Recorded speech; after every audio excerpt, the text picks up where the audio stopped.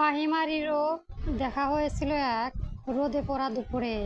ফাহিম এক গায়ে, সেই দিনও ইরো হোঁচট খেয়ে পড়েছিল। আর এর ফলে ফাহিম ইরুকে নিয়ে রাস্তার মাঝে পড়ে যায়। সেই দিন শ্রেয়সী ইরুকে সেই লজ্জা আর ভয়ের হাত থেকে বাঁচালেও সেই দিনের পর ফাহিম ইরুর পিছু নেওয়া শুরু করেছিল। আর যখন শুনেছে ইরুই রাস্তার কোচিংয়ে যায়, তখন থেকেই মোড়ে মাথায় চাপে দোকানে এসে দাঁড়িয়ে থাকে একই সময়ে। যদিও শ্রেয়সী কিংবা ইরু এসবের পাত্তা দেয় না, তবে কিছুদিন আগেও এমন ঘটনা ঘটায়। ফাহিম রেগে যায়, রাগে কণ্ঠে বলে, এই মেয়ে, তুমি কি ইচ্ছে করে আমার গায়ের উপর এসে পড়ো? পছন্দ হলে বলে দাও, প্রপোজ করে বিয়ে শাদি করে সংসার গুছিয়ে নেই। প্রায় প্রায়ই হুটার আমার উপর পরে ধুলোবালি মাখিও না।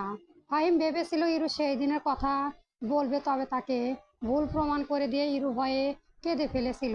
তখন ফাহিম একটা ধমক দিয়ে বলল, আমি কি কে জানো? ফাহিমের কথায় ইরু না বোধ মাথা নাড়ালো। তখন ফাহিম রাগী কণ্ঠে বলে, আমি অ্যাডভোকেট ফাহিম আহমেদ, মাইন্ডের ইরাবতী। আমাকে ইগনোর করলে কিংবা আমার সাথে কথা না বলে তোমার মিথ্যে খুনের দায়ে জেলে ভরে দেব, তারপর নিজের দায়িত্বে ফাঁসির দড়িতে ঝুলিয়ে দেব। সেই দিন ফাহিমের ভয়ে নাজেহাল অবস্থা ইরুর। শ্রেয়সীকে বাড়িতে এসে সব বলে।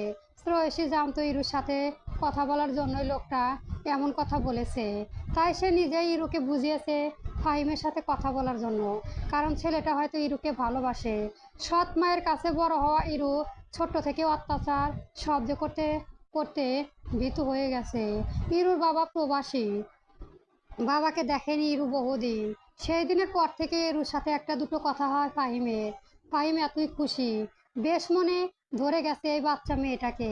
তার উপর যখন শুনেছে সৎ মায়ের কাছে বড় হয়েছে ইরু, তখন থেকে একটু বেশি খেয়াল রাখে ফাহিম সব কিছু। সামনে এক টেবিলে বসে আছে ইরু আর ফাহিম, দুজনের সামনে কফি আর বার্গার। যদি এগুলো ফাহিম অর্ডার দিয়েছে, ইরুকে বেল্লাও ইরু দেয়নি। ইরু মাথা নিচু করে বসে আছে। ইরুকে চুপচাপ থাকতে দেখে ফাহিম গলা ঝাড়া দেয়। এতে ইরু ফাহিমের দিকে একবার তাকিয়ে চোখ নামিয়ে নেয়। ফাহিম কফির কাপে চুমুক দিয়ে বলে, তোমার সাথে কথা ছিল ইরু।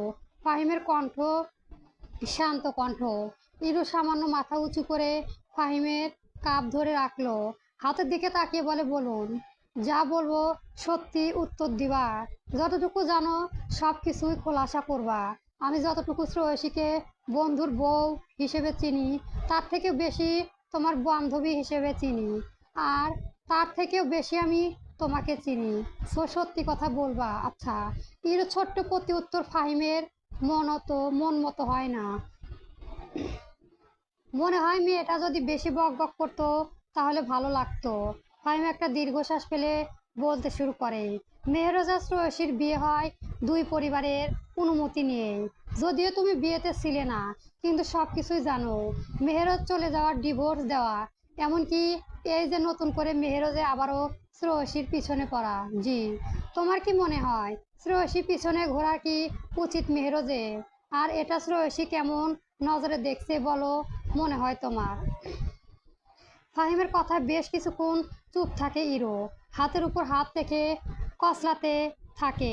যদি মিথ্যে বলে লোকটি বুঝে যায়, তাই শুকনো ঢোক গিলে ইরো সত্যিটাই বলল শান্ত কণ্ঠে, আসলে আমার মনে হয় না মেহরোজ ভাইয়া শ্রেয়সীর পিছনে পড়া উচিত, কারণ ওদের ডিভোর্স হয়ে গেছে। আর আমাদের সমাজ এটা খারাপ নজরে দেখে। এমনকি আপনি আমাকে এনেছেন, এটা কেউ দেখলে কেলেঙ্কারি হয়ে যাবে। শ্রেয়সী কাল রাতে অনেক কেঁদেছে, চোখ মুখ ফুলে গেছে ওর। প্রথমে যখন জানতো না মেহরোজ ভাইয়া ওর প্রাক্তন, তখন কলেজে দেখে ক্রাশ খেয়েছিল। কিন্তু কাল বিকেলে যখন জানলো ওই লোকটাই তার প্রাক্তন আর ওর পিছনে আবারও পড়েছে, তখনও ভেঙে পড়েছে। আমি চাই মেহরোজ ভাইয়া ওর পিছু ছেড়ে দিক, যেহেতু ওদের ডিভোর্স হয়ে গেছে। তাই এখন এমন কোনো ঘটনা মেনে নেওয়া যায় না। ইরু থামে, জোরে জোরে শ্বাস নিতে থাকে। একদমে কথাগুলো বললো এতক্ষণও ভুলেই গিয়েছিল ফাহিমের সাথে বলেছে, নয়তো কিছুই বলা হতো না। ইরু কথা শুনে ফাহিম শান্ত কণ্ঠে বলে, ওদের ডিভোর্স হয়নি, যেটা হয়েছিল সেটা কথা মেহেরত জানতো না। মানে ইরু ফাহিমের কথা অবাক হয়। ইরুকে অবাক হতে দেখে ফাহিম বলে, মেহেরজের বাবা নিজের সম্মান বজায় রাখতে মেহেরজের অজান্তেই ওর সিগনেচার নকল করে ডিভোর্স পেপার পাঠায় শ্রয়সীদের। আর শ্রয়সীরা সেটাকে আসল ভেবেছে। আর এটা মেহেরাজ এর এবার বাড়ি আসার পরই জেনেছে। ওদের কিন্তু ডিভোর্স হয়নি। আর এই সমস্যার সমাধানের একমাত্র তুমি করতে পারো। আমি কিভাবে? তুমি শ্রয়সীকে সব বুঝিয়ে বলবা। তাও যদি না বুঝতে পারে, তবে কাল যেভাবে হোক শ্রয়সীকে সাথে নিয়ে এখানে আসবে এই সময়ে। আচ্ছা। ইরুর কথা পিঠে ফাহিম বলে, তোমার মোবাইল কোথায়? আমার দাও। ইরু ভীত নয়নে ব্যাগ থেকে নিজের মোবাইলটা বের করে দেয়। কোনো স্ক্রিনে কোনো লক নেই। ফাহিম হোয়াটসঅ্যাপে গিয়ে নিজের নাম্বার সেভ করে ফোন ইরুকে এগিয়ে দিয়ে বলে, নাও, আমার নাম্বার সেভ করে দিয়েছি। শ্রেয়সী ফেসবুক আইডি আর নাম্বার সেন্ড করে দিও। ইরু তাকায় নাম্বারের দিকে। সবার উপরে ফাহিম আহমেদ লেখা। ইরু সমস্ত শরীরে কম্পন দিয়ে উঠে গায়ে পশমগুলো দাঁড়িয়ে যায়, শিহরণ বয়ে যায় সর্ব অঙ্গে ঠান্ডা শীতল স্রোতে। লাশ কি করবো ভাই? ছেলেটা কথা শুনে পাঞ্জাবি পরা লোকটা বেশ কিছুক্ষণ ভাবে, তারপর মাগুর মাছের হাউজের দিকে দিবি, পুরো কুচি কুচি করে, যেন মাছ খেতে কোনো কষ্ট না হয়। আমার শখের মাছ কিন্তু ওরা। লোকটার কথায় ছেলে দুটোর শুকনো ঢোক গিলে। জঙ্গলের ভেতরে এসেছে আজ প্রায় 1 বছর। প্রতি মাসে 1-2 দিন তাদের ছুটি থাকে। এই 2 দিন অনেকেই বাড়ি ফেরে, আবার অনেকেই থেকে যায়। লোকটা ওদেরই সব। ওদের আগে না ছিল থাকার জায়গা, না ছিল খাওয়ার ঠিক মতো। কিন্তু লোকটার সাথে কাজে ঢোকার পর তাদের আর কষ্ট হয়নি। যদিও নিকৃষ্টতম কাজ, তবুও তারা ভালো আছে। আন্ডারওয়ার্ল্ডে এর পাতাল ঘর বিশাল জায়গা মিলে অবস্থিত। উপরে ছোট একটা কুঁড়ে ঘর থাকলেও নিচে বিশাল সাম্রাজ্য। এর ভেতরে বিশাল একটা ল্যাব আছে। তারা জানেও না ওই ল্যাবের ভেতরে কি আছে, প্রবেশ নিষেধ। তবে যারা ঢুকেছে তারা আর ফেরেনি।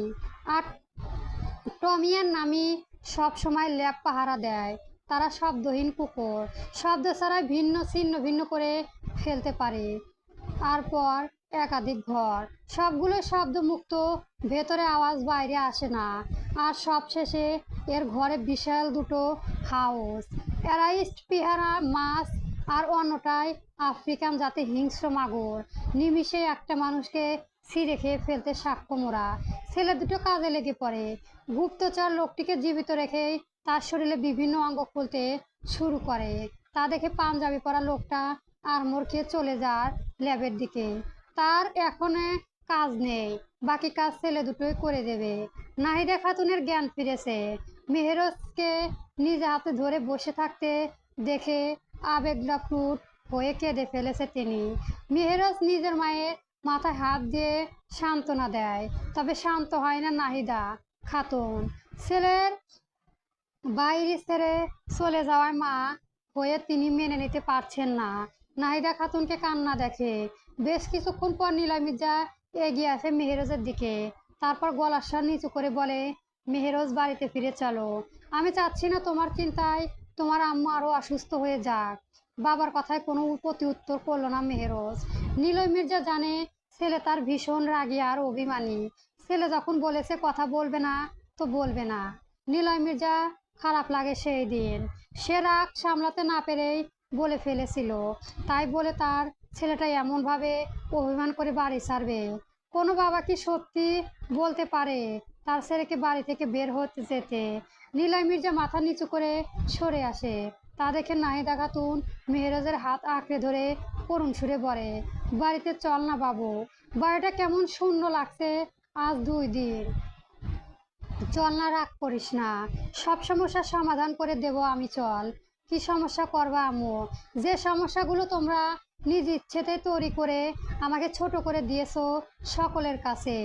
মেহেরজের শান্ত কণ্ঠ, অথচ রাগ ঝরে পড়েছে সেই কণ্ঠে।